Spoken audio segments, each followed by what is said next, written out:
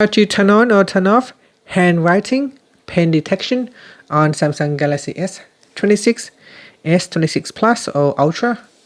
First tap on the home button to return back to the home screen. Then swipe down at the top and tap on the settings icon. In here, we then scroll down and tap on General Management. After that, tap on Samsung keyboard settings. Then we scroll down and tap on handwriting. At the top here, tap on pen detection. Tap on the toggle button to turn off or switch on pen detections when you are using handwriting. After that, you can also change the candidate type to recognitions or predictions candidates. And you can also change the recognition time. And that's it. Now tap on the home button to return back to the home screen. Thank you for watching this video.